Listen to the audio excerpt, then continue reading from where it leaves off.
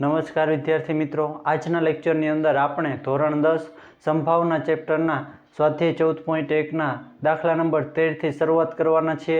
તો 13મા દાખલામાં આપેલું છે કે પાસાને એકવાર ફેંકવામાં આવે છે। હવે પાસાને તમે જે છે જો એકવાર ફેંકશો તો પાસાને એકવાર ફેંકતા કુલ પરિણામ જે છે એ 6 મળે। અને ક્યાં ક્યાં મળે છે? 1 2 3 4 5 અને 6 હોય। તો 1 થી 6 ની અંદર કોઈ પણ સંખ્યા જે છે એ પાસા ઉપર આવી શકે। હવે એમાં પહેલી સંભાવના શોધવાની કીધી છે કે અવિભાજ્ય સંખ્યા હોય એની સંભાવના શોધો। હું પાસો ફેંકું છું અને ઉપરની સપાટી ઉપર જે છે અવિભાજ્ય સંખ્યા આવે એની સંભાવના શોધવાની છે। બીજું જે છે 2 અને 6 વચ્ચેની સંખ્યા જે છે એ પાસા ઉપર આવે એની સંભાવના શોધવાની છે। અને ત્રીજું અયુગ્મ સંખ્યા, અયુગ્મ એટલે કે એકી સંખ્યા જે છે એની સંભાવના શોધવાની છે। તો પાસાને ફેંકતા આ બધી જે છે ઘટના બનશે એની સંભાવના આપણે શોધવાની છે। તો સૌથી પહેલા આપણે જે છે જો અવિભાજ્યની વાત કરવામાં આવે તો એને કહી દઈએ ઘટના એ અવિભાજ્ય સંખ્યા આવે।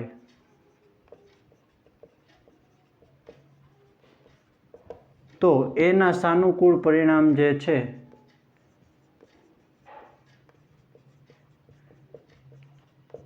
તો અવિભાજ્ય સંખ્યા કેટલી છે? તો કે જો એક જે છે એ અવિભાજ્યમાં ન આવે, 2 3 અને 5 તો આ ત્રણ સંખ્યા જે છે ને એ અવિભાજ્ય સંખ્યા છે।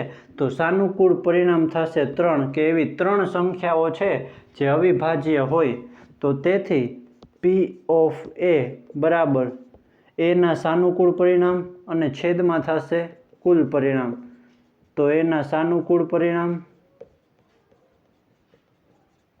છેદમાં તમામ શક્ય પરિણામ। તો સાનુકૂળ પરિણામ છે 3 છેદમાં કુલ પરિણામ છે 6। તો 3ના છેદમાં 6 કરશો એટલે 3 દુ 6 અહીંયા થઈ જશે, ઉપર કાંઈ જ નથી એટલે 1। તો P ઓફ A 1ના છેદમાં 2 આવશે। ત્યાર પછી જે છે આપણે ઘટના B ની વાત કરવામાં આવે તો 2 અને 6 વચ્ચેની સંખ્યા હોય।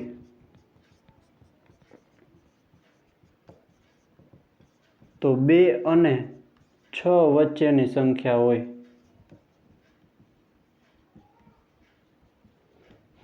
તો B ના સાનુકૂળ પરિણામ કેટલા થશે? તો અહીંયા આપણે જોઈ લઈએ કે 2 અને 6 વચ્ચે કેટલી સંખ્યા આવેલી છે?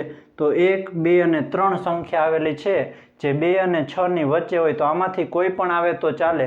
તો અહીંયા સાનુકૂળ પરિણામ જે છે એ થશે 3। તો તેથી હવે હું અહીંયા સૂત્ર લખતો નથી, ડાયરેક્ટ લખી દઉં છું। સાનુકૂળ પરિણામ છે 3 છેદમાં કુલ પરિણામ છે 6 અને એનો છેદ આપણે ઉડાડી દઈએ તો 1ના છેદમાં 2 થશે। એવી જ રીતે આપણે ત્રીજી સંભાવના શોધી લઈએ, અયુગ્મ સંખ્યા મળવાની સંભાવના। તો ઘટના C થશે અયુગ્મ સંખ્યા આવે। તો અયુગ્મ સંખ્યા એટલે કે એકી સંખ્યા। એકી સંખ્યા કેટલી છે? 1 3 અને 5 એટલે કે ત્રણ સંખ્યાઓ જે છે એ એકી છે। તો C ના સાનુકૂળ પરિણામ જે છે બરાબર થશે 3।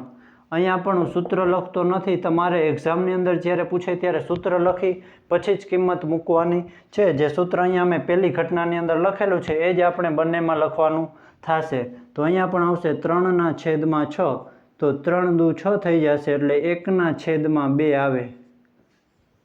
તો 3 એ 3 જે ઘટના આપણને આપેલી હતી એની સંભાવના જે છે એ મળે છે 1ના છેદમાં 2। બહુ જ સહેલો એવો દાખલો છે અને બોર્ડમાં જે છે પૂછાઈ શકે એવો દાખલો છે। તો અહીંયા દાખલો જે છે પૂરો થાય છે। ત્યાર પછી